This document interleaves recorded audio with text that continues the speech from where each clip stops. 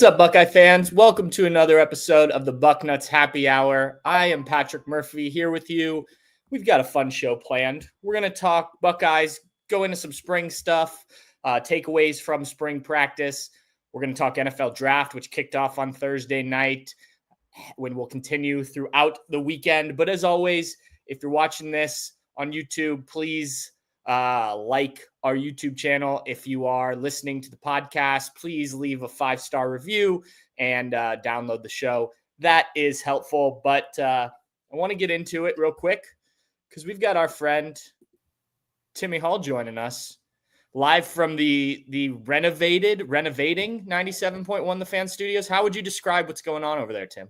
Oh, there's quite a bit going on. I'm sure fans have been seeing the updates on social media to the new lineup that we've got rolling in on May 12th. Oh, it wasn't too long before I heard the beer tab being popped. Yeah. Good for you, Pat. I just caught a Stoff's with my lovely wife at the one in Grandview before rolling into work. So I got a little latte. There you Been go. drinking lattes since the 90s, and I never looked back, Pat. There you go. Well, I'm drinking Natural Light. So Natty Light. It's a natter day. You know it's early on a Friday if you're drinking a Natty Light. Yeah. The studio behind me is being renovated right now for Carpenter's morning juice show to flip over to digital to our YouTube page, and then to be it's going to be from 6 to 8 in the morning on YouTube, and then it's going to be rebroadcast on 10 TV Plus from 10 to noon as well. So 2 times there for people to watch. But yeah, it's been crazy, Patrick. That is for sure. For the people who haven't been able to listen, whether they're working, whatnot, where are they going to find you as things change at the Fan? Where is Tim Hall going to be? Yes, I am not going to be moving too far, Pat. I've been on the show a ton throughout the years. It's just sort of a natural fit, me being full-time here at the Fan and doing the Buckeye show, doing the 6 to 8 show, but always being in the building for hours before that anyway in other capacities. You're here a lot, so when we have to fill in, it makes sense that the evening show person would then fill in for the afternoon drive show. So I've done that for many, many years here. And I almost had to pinch myself when I realized this is my 7th year in my second stint doing the Buckeyes show. 7 years now, second stint doing the show.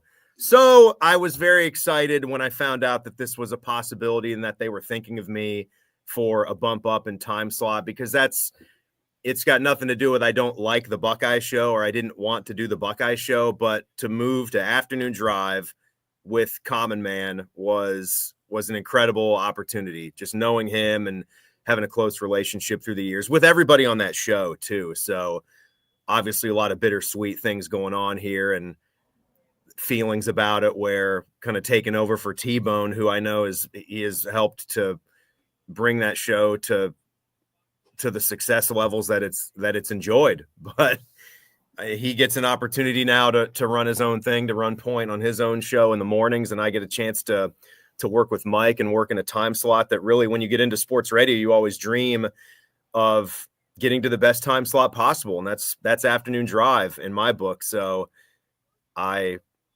thrilled about it. And I'm really excited about it. Really thankful for everybody that's supported me through the years, and my wife especially, who's really been there for me throughout my entire career. Mike and some of the guys here at the station that believed in me for giving me this chance, and you, Pat. Thanks. Yep. Most of all, you and your red beard. There we go. I always think about. It's the last thing that runs through my mind when I trail off to sleep every night. That is weird. What is my guy Pat doing right now? We don't want to go there. I almost shaved today, so it's a good thing I didn't, so we can have this conversation. No, don't. Well, you got to keep it. Yeah. It just, it gets a lot. I know you don't deal with this, but you should be like Tyvus now. Do you believe him when he said, and I do, I've never known him to lie about the stupid stuff like this.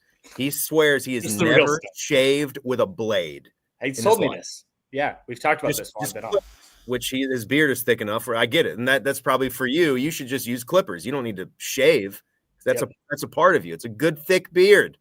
Yeah, I used one of the not old school, but the classic razors when I was maybe in to high do the school. lines. Well, no, just when I was in high school and I had teachers yelling at me for having too much I got facial hair really early on. I was one of the first people that could grow a beard. People don't care about this. Yeah. Let's lied on your birth certificate. Yeah, exactly. Danny Almonte. That's why I'm so tall. Yeah. Yeah. All right, Tim, let's get into, I want to talk draft with you first before we get into some of your biggest takeaways from spring ball, since we haven't had you on since then. 4 guys went in the first round last night. Emeka Egbuka, Donovan Jackson, Tyleik Williams, and Josh Simmons all go in the first 32 picks. I honestly went into the draft thinking it might be 1 or 2 guys in the first round with kind of the things I was thinking. Were you surprised at how many guys came off the board for the Buckeyes? I'm not. I'm really not. Me and Austin Ward did the show last night, and we signed off, kind of ending with our quick predictions for just how many would go. And I actually threw Travion's name out there, so I got one of them wrong, but I said 3. I said 3, I think, on Monday or Tuesday's show. I stuck with it on Thursday going into the draft, and they wound up doing one better. So, I mean, there was anywhere from 0 to 4, right? You were seeing would be a possibility. It just seemed crazy to me that this team that won the national championship and had so much veteran leadership and good quality guys and good quality players, most importantly, it just seemed crazy that none would be taken in an NFL draft in the first round. And look, it wasn't until pick number 19, and I'm glad it also, for whatever reason, I said Travion, Donovan Jackson, and Josh Simmons would be the first rounders. And I just thought it would be stupidity would have been the only thing that left Emeka Egbuka out of the first round. He deserved to be one. So I'm glad he was one. Sure enough, he's the first guy taken. And I think it's so cool for him, because what a story. I think one of the coolest storylines in the NFL draft is how Emeka has been behind. Maybe we'll have to have some time to let it breathe a little bit, but could wind up being, in a lot of people's opinions, 2 of the 2 best receivers in Ohio State football history. Those are the 2 guys that Emeka has been behind for his whole career here. But we know what an immense talent he is, his route tree, how he catches the ball away from his body with his hands. He's such a strong player in so many ways. I'm so happy for him. And watching the clips of the Buccaneers getting in touch with him, I love how they put that stuff out there. That's really cool. So, really neat to see 4 Buckeyes go. Is there one guy that you think has the best fit given the team they're going to? Well, I really think Josh Simmons, when you look at the Kansas City Chiefs, honestly, I want to say all 4 of those guys. I do. It's not a bad spot. Because Tampa Bay, if you want to start with Emeka, you take a look at their wide receivers. What a great pick to sort of let Emeka. I also don't think Emeka's the kind of guy that needs it, but he's the guy where it's going to be even better for him, because he's such a learner and a guy that's dedicated to his craft, where you have guys like Godwin, you have guys like Mike Evans. He is going to study those guys every move, and he'll take that in stride. So if those 2 guys are fully healthy, maybe they don't need Emeka's services quite as much, but to think of him as being a 3rd guy, and those dudes are both old. Mike Evans is really old, despite how great he is. He's one of the best receivers we've seen in the NFL in the last 30 years. So he's that good. He's a Hall of Fame player. So I like that fit, but Simmons going to the team that's contending for Super Bowls every single year to help bolster their offensive line. They need a linchpin tackle. So hopefully he can go in there, step in there and do it. I mean, you see Tyleik stepping into a Detroit Lions defense that's awesome and giving them some help on the interior. That's a great spot for him. Donovan Jackson, what he did for himself. We knew that him moving to left tackle and getting that experience was going to make him versatile enough to possibly be a first-round pick, and Minnesota just seemed to love what he was about. So Yeah, I really like all the fits there, Pat. They're all pretty good for each player. Yeah, I agree. I was thinking about this earlier, and I had a hard time coming up with one. So I agree with everything you said there. I do hope. I texted a buddy of mine who is a big Vikings fan, and he actually just moved back to Minnesota. And I said, just don't ruin him like you did other Ohio State offensive linemen. Like, what happened to Wyatt Davis? Yeah, don't let the same thing happen to Donovan Jackson. So if you're a Vikings fan out there, hey, tell Rothman to make sure they don't ruin what is a very good and great. But one of the best Ohio State offensive linemen ever. They did not ruin him. He only helped them. May he rest in peace, Corey Stringer, one of the all-time greats. Yes. I guess I meant the more recent guys. Yeah, I know what you mean. Stringer's back there a bit, but him and Pace, right? As you look forward, is there a guy or two that you are most excited about the rest of this draft in terms of where they go, where they get taken, all that type of stuff? Jack Sawyer. Okay. Will Howard. Yep, that was the one I was going to touch on. Those two. Travion Henderson. That's good. Obviously. Yeah. Throw Quinch on because, again, you're looking at guys that could be fantasy players for you in the future when you're talking about the running backs. So you can go there and a quarterback like Will Howard. And then I just think Captain Buckeye Jack. So there's four. And then I don't want to name every player left in the draft. So the way I just answered, what's the best fit? Well, all of them. So those four guys, I think they're all coming off the board tonight. Do you think so? Yeah, I think. Yeah. I would be surprised. I guess maybe you have one of them fall into the fourth round. Yeah. It's like Will Howard, Jack Sawyer. Forget about fourth round. Do you think they're all going to be second rounders? I think for sure they're going to be second and third rounders. I mean, Jack, I just have seen Jack kind of all over the board. Like, I just think people don't know what to do. Like, I think he's going to go in anywhere he gets taken and have a good career. Because I think you saw at the end of his Ohio State career what the real Jack Sawyer is. He just got moved around too much in that hybrid role. And I think that set him back, as we've talked about. So I think but I just think if you're looking at production, it's not the same as some of the other ends that are in there. And then Will Howard's an interesting one because if you took his Ohio State career, if that was it, but also, he had some issues at Kansas State, right? And they're going to look at all of that, because he was playing with such good players. So those are two guys I could see maybe going a little bit lower than some people think, but I think both are going to have good careers if they get in the right situation. No doubt about it. Yeah. And, so much for Jack Sawyer being a Cincinnati Bengal. I know a lot of Cincy fans that are also Buckeye fans would have thought that would be a cool fit with what's going on with Trey Hendrickson, and they went with sort of a questionable Cincy pick, like they just always seem to do. Can't say always. They did draft Jamar Chase, and Joe Burrow doesn't count though. That one doesn't. But Joe Burrow. Didn't Joe Burrow draft Jamar Chase? I mean, that was really him. Right. I honestly, besides Jamar, it's been pretty sketchy who they have gone with with that first round pick, which has been in that 10 to 20 range most of these years. It's just picking Jamar. I didn't see it. Guys are saying you got to be patient with a prospect like that. Let's go.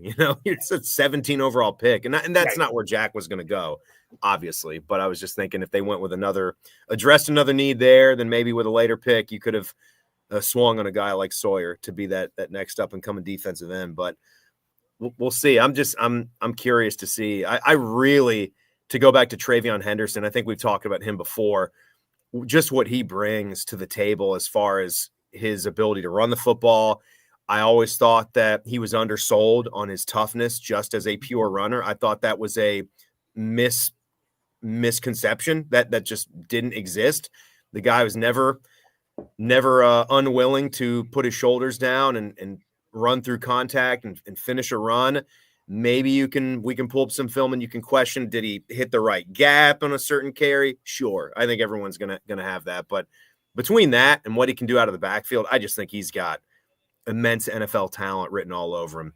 what the modern NFL back is. Yeah. Like, so I think someone is going to be super stoked that they wind up with Travion Henderson. Yeah, and I think you saw last season and his freshman season when he's healthy, and he's got to stay healthy. Mm-hmm. He's one of the best running backs in the country. I mean, and he does a lot of things. He can run, he can pass block, he can catch the ball. Like, he's what you want out of a running back.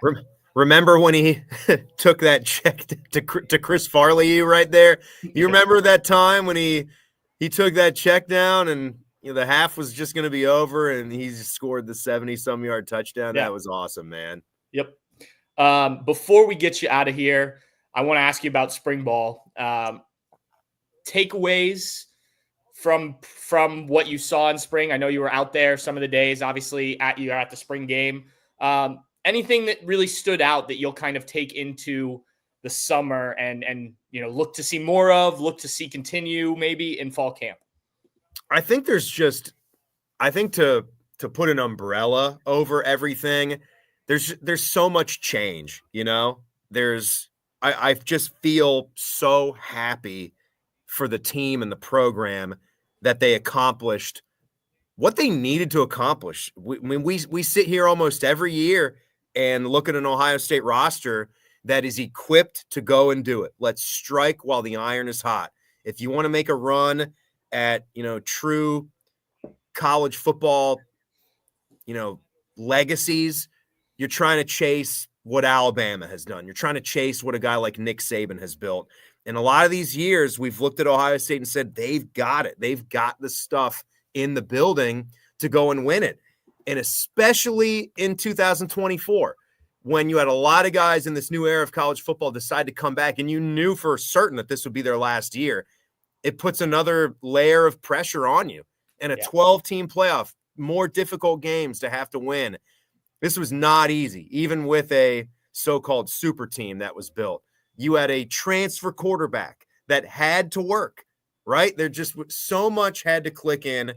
So I was thinking about that a lot over the course of spring football, as much as I was thinking about position group here, position group there, these guys left. And I think, you see that really all over the football team. Like that's what it's about for me. It is the strength, the foundation of this football program and their recruiting and how they hit the transfer portal. That's what this spring has been about. It's been about reloading, because there isn't just one position that you can point to and talk about being the end all be all with this team. The offensive line has to be locked in. The defensive line has to be locked in. Linebackers have to step up and take over. The defensive backfield has to be there.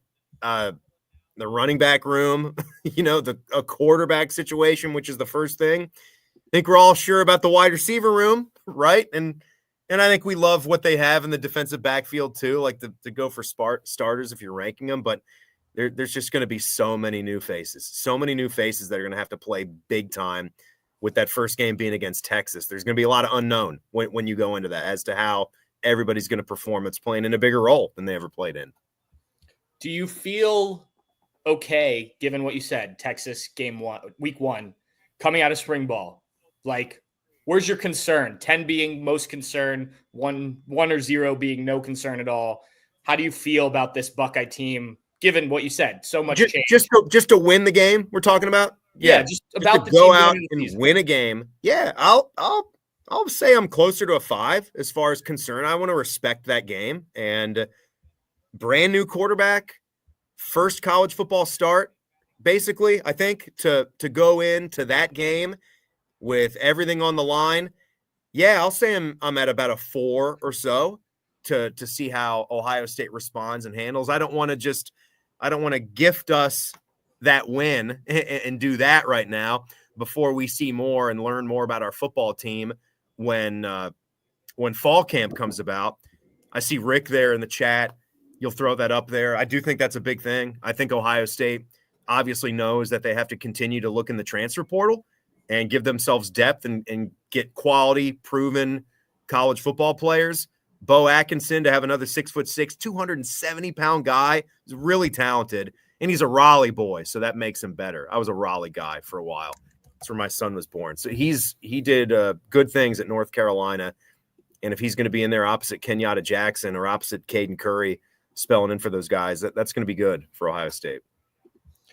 All right, Tim, I know you are a busy man as things change over at the Fan. So I appreciate you giving us your time today. I appreciate you doing this with me for the last couple years. You have been my most Is this frequent it? guest.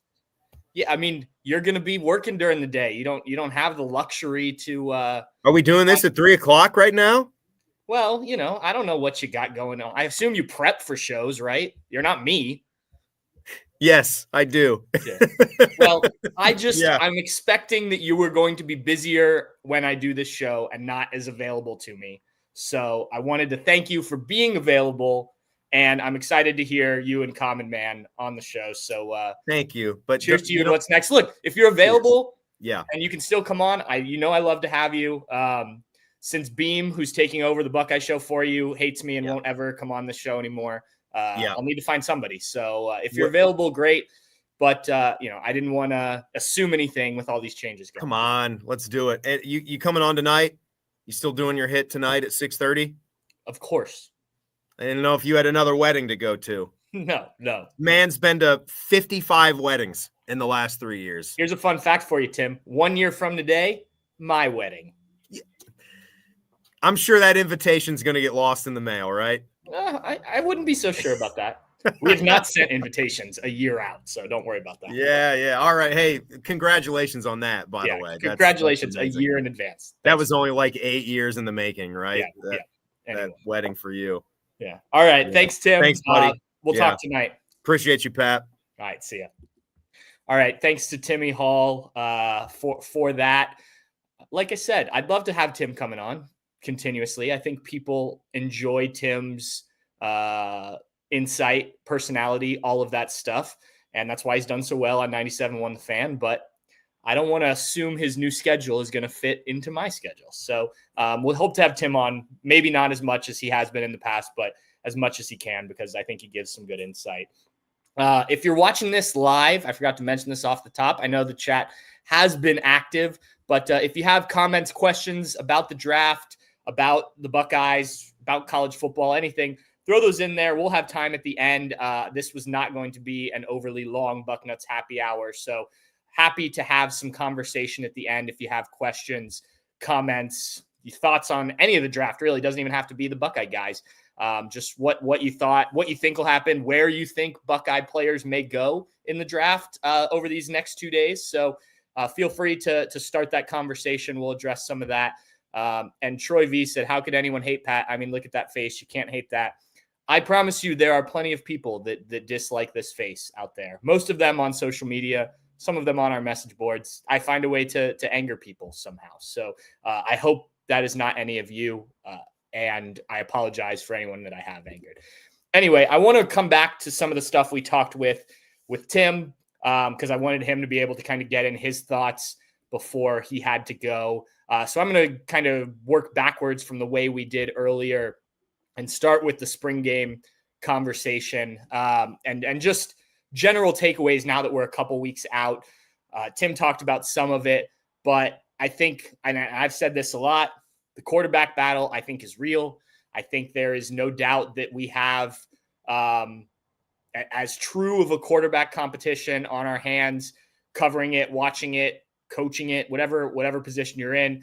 And I think you saw that play out over the course of spring practice.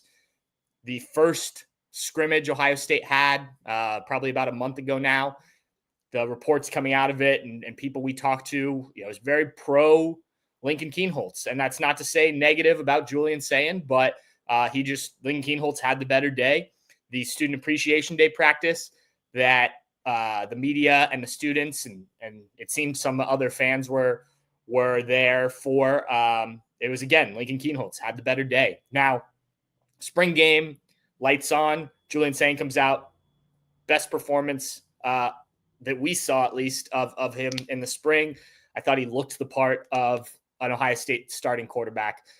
So I think this is going to be a real battle. And then, how much ground can Tavian St. Clair make up between now and, the fall camp, into fall camp, the start of the season?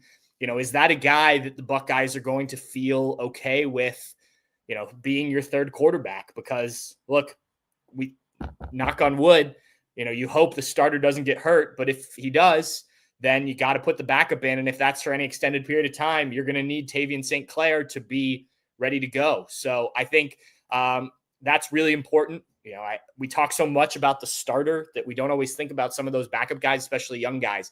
And that's going to be really important for the Buckeyes, going into next season is how much Tavian St. Clair can develop, can, be ready to step in if needed in a college football game. So cheers to that. Additionally, I think that I came into the spring wondering about this defense just because you lose 8 starters, you lose your entire defensive line, you lose a player from each level of the defense, if not more than one.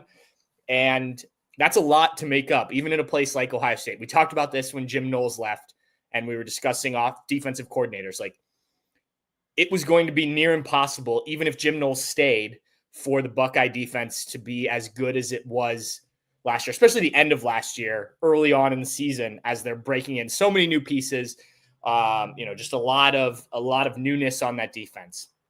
Coming out of the spring, I think I feel pretty good. Like, is this defense ready to be elite? Go out there, shut down Texas week 1? No, probably not. I think shut down is a strong word for so many, new starters. But I mean, if you think about some of the guys that we expect to step in, Kenyatta Jackson, Caden Curry, we'll see what happens with Logan George and Bo Atkinson.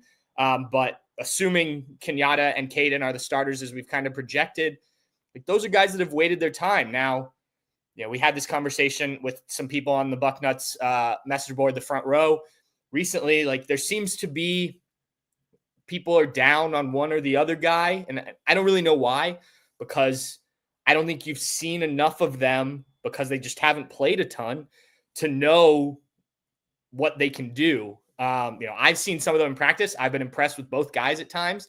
I think that those guys, are they JT Tuimoloau and Jack Sawyer?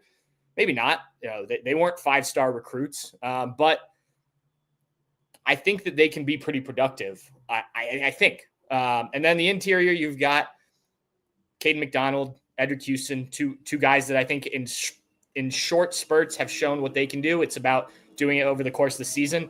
Obviously, depth at defensive tackle is still a concern that they're going to have to address. Linebacker, I feel really good. I think Arvell Reese did exactly what you expected this spring in terms of stepping into that middle linebacker role. I think Sonny Styles is only going to be better, probably one of the better linebackers in the country next season. Cornerback, again, feel pretty solid. Yeah, you lose Denzel Burke. You got Jermaine Matthews stepping in alongside Davis and Igbinosun. If Davis and Igbinosun can clean up some of these penalties, that's a pretty good 2 cornerback tandem, and you've got a lot of depth at that position. Nickel is one spot I'm still concerned about. I think that there are guys who can play that position, but that's got to be figured out. I know Jermaine Matthews played some slot the last real practice Ohio State had. I don't know if he was doing that a lot throughout spring, but playing in the slot, moving to the outside, like, he seems comfortable doing that. So maybe that's kind of how you do some of that. If you have other guys that are more comfortable on the outside, obviously Lorenzo Styles returns at that position. We just haven't seen a ton of him. So that's probably my biggest question mark other than safety next to Caleb Downs. The replacing a guy like Lathan Ransom was not going to be easy. Jalen McClain, Malik Hartford are probably the 2 names. But I think if you just look at that group defensively, like, just in terms of the talent we know or think of those guys, I think you feel pretty good about what's going to happen with this group. Yeah. Will there be some growing pains? Quite possibly. Does it click week 1? I don't know. That Texas game, I kind of wish the schedule was flipped from last year to this year, where Ohio State, with an experienced group coming back, had that big test at the beginning instead of kind of the monotony of those first few weeks of games with the non-conference and some of the Big Ten teams that didn't really challenge Ohio State really until that Michigan State game. And then really to the Oregon game. like it would have, I think, been more entertaining and more beneficial. And look, it all worked out, right? But if Ohio State goes and plays Texas week 1. Now, I say that if you lose to Texas at home week 1 and the rest of the season plays out the way it is, maybe they're not in the college football playoff. So maybe that was a blessing in disguise. But just going into this season with such a young, inexperienced group, Texas week 1, yeah, you can afford to lose that game. If you hope you don't, obviously, you hope Ohio State comes out, dominates that game at home, all that stuff. But I feel like this would have been a better season for Ohio State to have that slow kind of ramp up. 3 pretty easy win non-conferences, get into the Big Ten and work your way into some of those bigger games. But you can only control the schedule so much, and they're made so far in advance. So it kind of is what it is. I think that offensively, since I hit on the defense, I'll just do that. Offensively, I feel pretty good about the Buckeyes. Look, the weapons are elite. And you saw that in the spring game, right? Where you're not even really seeing Jeremiah Smith. You're not even really seeing Carnell Tate. I thought it was interesting that Bryson Rogers started the spring game over Brandon Inniss. I don't know how much to read into that, but maybe that's more of a battle than we've thought this spring. But I think it's a good thing. You got 2 guys there that I think can do some damage. And then you saw the depth at the receiver position with Quincy Porter and Mylan Graham in the games that they had. Running back, it was hard to really judge those guys because they weren't really tackling early. And I think, just the nature of the spring game makes it difficult to assess running backs. But I think you should probably feel pretty good about what they've got in that room. James Peoples, CJ Donaldson, I've talked about it before, but does a third guy emerge as another running back? I thought Sam Williams-Dixon and Bo Jackson both looked really good in the spring game. So that would be a position I'm pretty comfortable about. I thought the offensive line came together really well.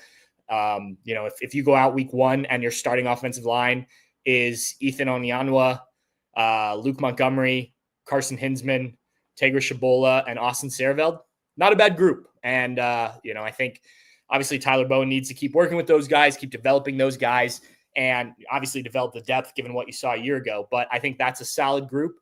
They do need to keep improving, especially some of the newer guys on that line. But I like that. Tight end may be the deepest position group on the team. And I understand that you have these wide receivers and you have these cornerbacks, but Max Clare, Will Kazmarek, Bennett Christensen, Jelani Thurman, that's 4 right there. 3 of those guys. And you throw Max LeBlanc in there, I think it was, that played during the playoff run. Like, that's just a loaded room. How everybody gets into games, gets touches of the ball, whatever the case may be, keeping guys happy, that's up to Keenan Bailey to determine. But yeah, you got to like that. Like Max Clare, that touchdown, and I know the defense was very vanilla in the spring game, as Ryan Day said afterwards, but the touchdown Max Clare caught from Julian Sain, I think it was, just shows you how are you going to cover all of these guys. And then if Max Clare continues to improve as a blocker, Will Kazmarek continues to improve as a receiver, same with Bennett Christensen improving as a receiver, Jelani Thurman, it's a lot of guys to have to worry about. Then you have the running backs. And then the last thing would be the quarterbacks, obviously, right? I think that the battle, as I mentioned, is a real battle. But I think either way, you feel pretty good about who did it. Yeah, Lincoln Kienholz in the spring game had a bit of a slow start. I think he started 1 for 3, but rebounded really well. Julian Sain was good throughout. Even Tavian St. Clair, I thought, after throwing those 2 interceptions, looked really good. So I guess my overall takeaway coming out of spring is I feel good about where the Buckeyes are. Like Tim said, the concern level is not overly high. Yes, you're starting week 1 with a very tough opponent, but they have some changes too, right? They have a new quarterback. Yeah, he's played a little bit more than any of the Ohio State guys, but they just had guys taken in the first round of the NFL draft, right? They have to replace and transfers and things like that. So, I think that you should feel pretty good coming out of spring. Still work to be done, no doubt about it. This is not a finished product, but I like what I saw throughout, and I thought the spring game kind of justified a lot of thoughts that me and other people had. So going back to the draft, Tim hit on a lot of thoughts, good thoughts I thought about the guys that got taken And remember, if you have comments, questions, I've seen some of these coming in, but if you're watching this live, feel free to throw those in the chat because we'll have some time here at the end. Love to have that discussion with everybody instead of just talking to myself. So feel free to throw that stuff in there. As for the guys that got taken, the only thing I would really add, I liked that Tim said all four made or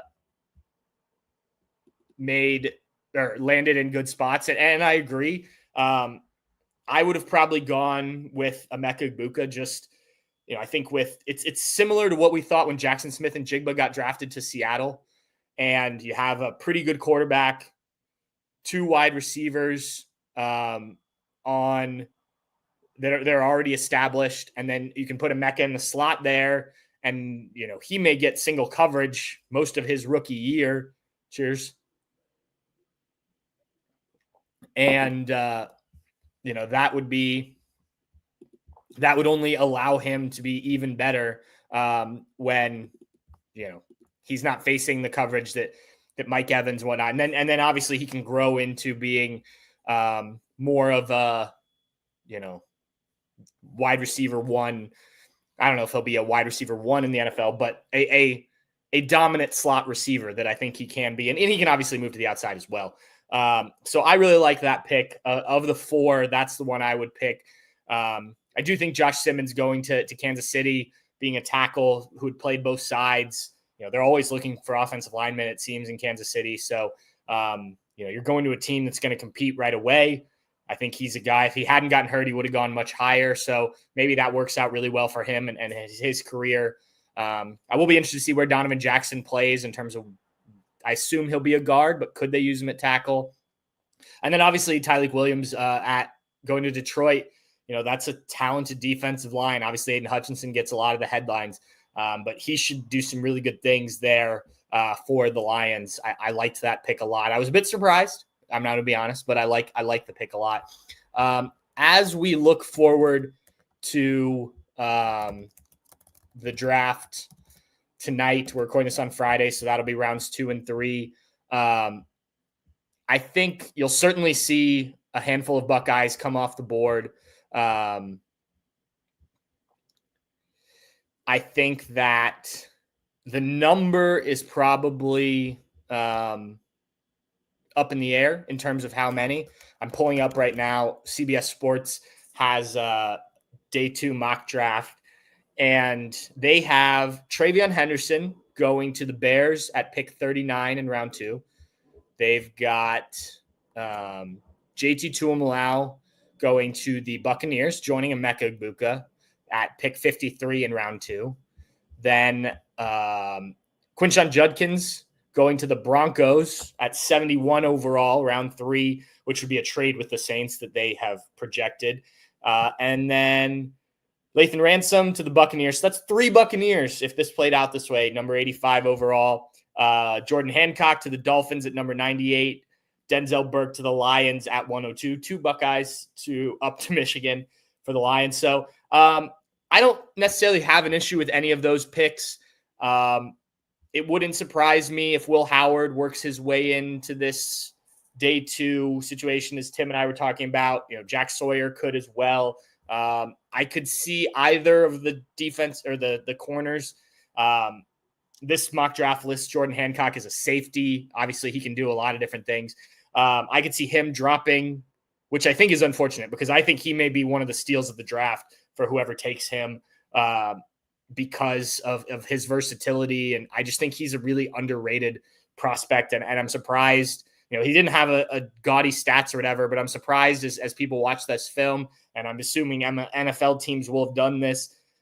I thought he would get more buzz. And then Denzel Burke, just hard to predict because of some of the inconsistencies. I think when Denzel Burke plays his best football, he's one of the best cornerbacks in the country. But you saw some times that it didn't click all the way. And then you got the end of last season where he's rotating with Jermaine Matthews quite a bit and Davidson Igmanosin as well. But, I'll be interested to see where he falls, how he's used, those type of things, because the talent is there, no doubt about it. And, I'm a bit surprised, given how his career started, that it didn't work out a bit better. But yeah, I think there's a lot to be excited about if you're a fan of the draft and what's to come, both Friday night and then obviously Saturday afternoon, where things start to get a little crazy as the draft really picks up. I think it starts 7:00 tonight Eastern time, and then noon on Saturday. All right, I want to see if you have questions, comments. We'll get to those here. Rick Montoya asked, do the Buckeyes get the record in this draft? I think they tie it. And I think that's what most people have projected. I think Josh Fryer and G. Scott, like maybe one of those guys sneaks in to one of the late rounds. But I imagine that it's kind of the 15 that were invited to the NFL Combine. And we'll, I think you'll be happy with the tide. It'd be great if they could break it, but 16 is a lot. 16 is a lot. I thought 14 was a lot when Ohio State did that. Larry Dunn, where will Will Howard go? I've talked about this a lot. I don't know where, but I think he needs to go to a place where he can sit behind a veteran for a couple of years and work with, be it an offensive coordinator, a head coach, a quarterback's coach, that can really continue to develop him. I think you saw last year that Will Howard is capable and willing to develop as a player. You saw the improvements he made in one season, and I think he can continue that at the NFL level. But I don't think he's ready to get thrown in, and I hope he doesn't get drafted into a situation where the starting quarterback is maybe a little iffy, and now people are excited. That fan base is excited about this rookie quarterback who just won a national championship, and there's buzz. I know he's not a first round guy, and so maybe it's a little different, but there's buzz around him. Maybe he's looking good in practice or whatever, and now maybe you're kind of forced to play him before he's ready, and you've seen how that ruins quarterbacks early on. So I hope that does not happen for Will Howard. It's just me, Tim. Sorry, I know that one. He said, the Bears, please stop picking our players. I thought that was funny. You'd hope that the Bears, if you're taking Buckeyes, I think you're moving in the right direction there. Doug Shepard Sr. said, Travion played on a broken foot one season, and too many people only remember that season. You're right. You're absolutely right. It was tough. He probably should have shut it down earlier in that year, gotten healthy and whatnot. But I do think the best case situation for him would be to go somewhere where he can play with another running back like he did last year and doesn't have to carry all the workload. Let's see. Rick Montoya, does Will go before Sanders? I doubt that. I assume Shedeur Sanders goes really high in the second round, but I would have thought he would have gone in the first round. So maybe I will be wrong there. It's just me. Tim said, Bo Atkinson is a game changer, in my opinion. Yeah, he's, from what I've looked at with him, he's really good. I wrote about this yesterday. You can read it over on Bucknuts. He was a guy for Ohio State that was too good to pass up. You can't, did you need another defensive end? No, maybe not. But you had the opportunity to go get a player who, whether he starts next year, he has 2 years of eligibility, so he could start in 2 years. I think he can make a big impact. I compared it to Caleb Downs. Caleb Downs is obviously on a different level than most guys, but like when Caleb Downs or Max Clare or Quinshon Judkins, those guys that entered the transfer portal that Ohio State didn't absolutely need to go get, but went out and did. And the guys that were part of the transfer class last year obviously made a big impact, most of them, for the national championship. So I think if you're Ohio State, you have to be willing to do that. You don't control who goes in the portal, right? Oh, we need a defensive tackle. Well, let's go get one. Like, if the guy's not there, it's tough to do. And remember, a lot of guys that enter the portal aren't just entering it because they want to play at a place like Ohio State. Like, a lot of times there have been issues in the past. There's reasons they weren't playing as much at their former school. Maybe they want more NIL money, and we know Ohio State isn't just going to shell out NIL money. So, there's a lot of factors that go into it that I think we don't always think about. let's see if there's anything else here.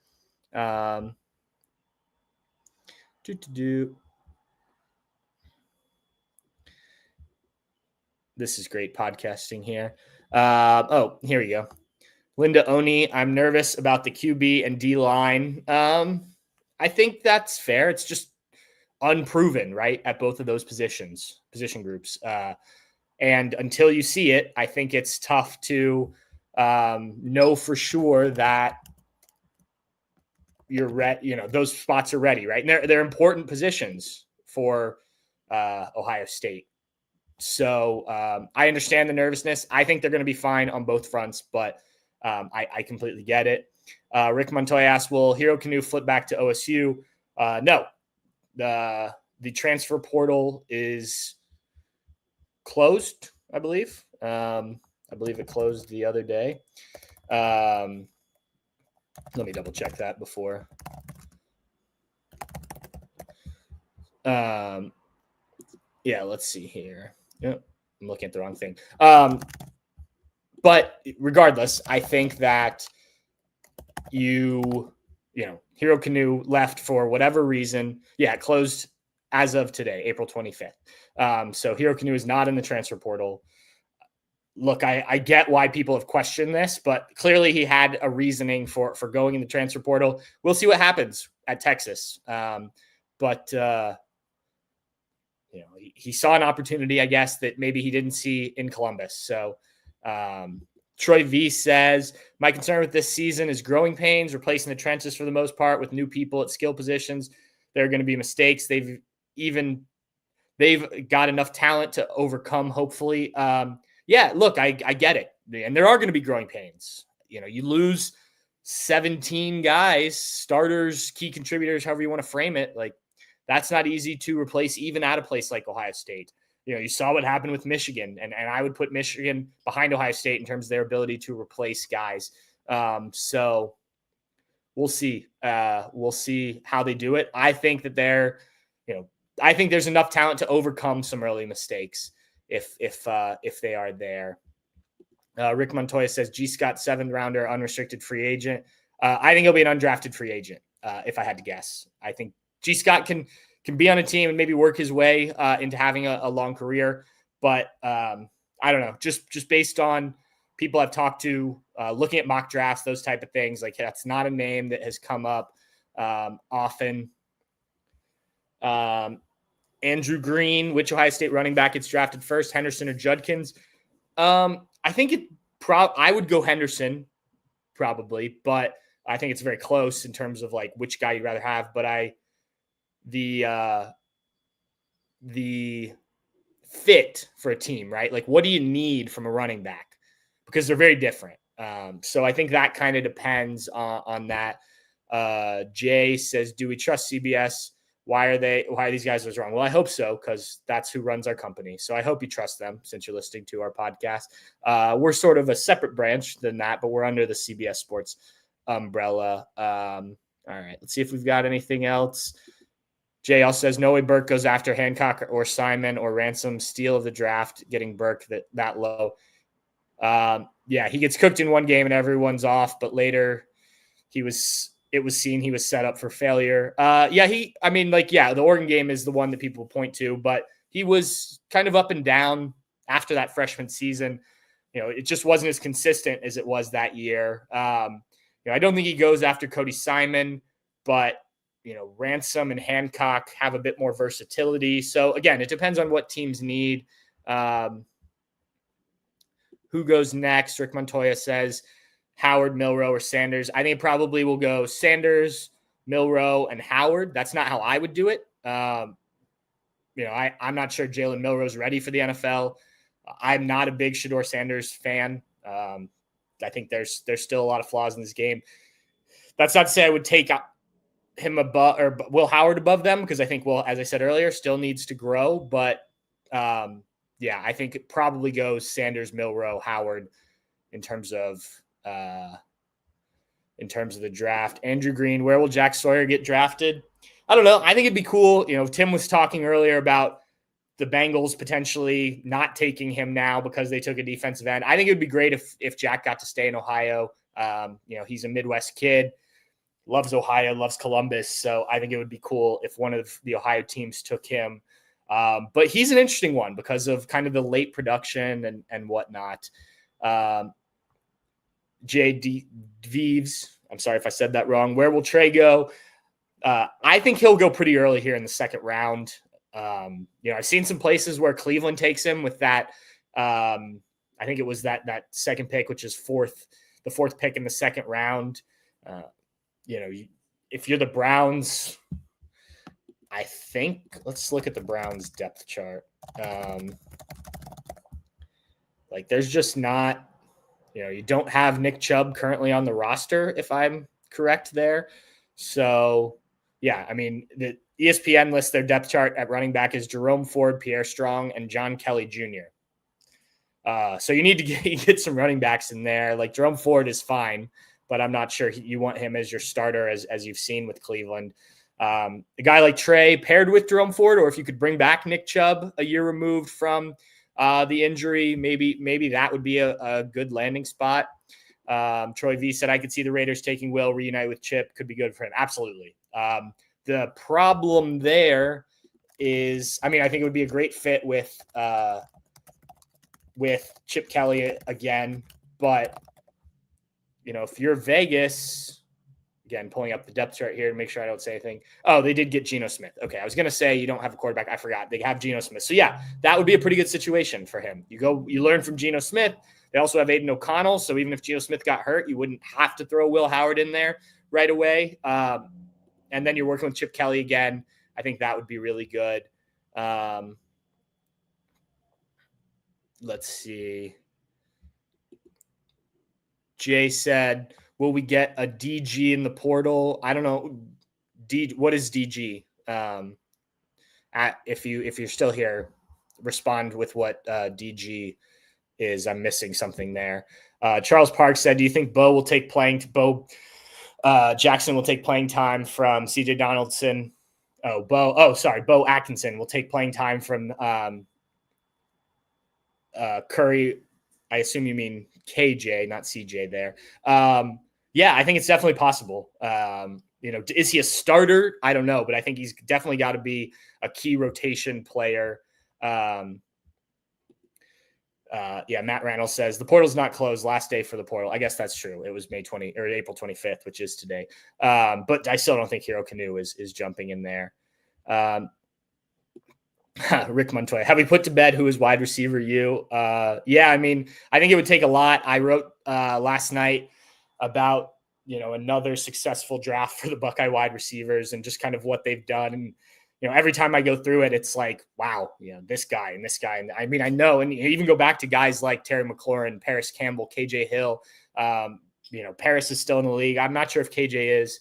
Obviously, Terry McLaurin, what he's done. And then you think about what's coming. Carnell Tate, Jeremiah Smith, some of these young guys, Brandon Ennis, Bryson Rod, I think we can put that one to bed. All right, let me look at the last couple things here.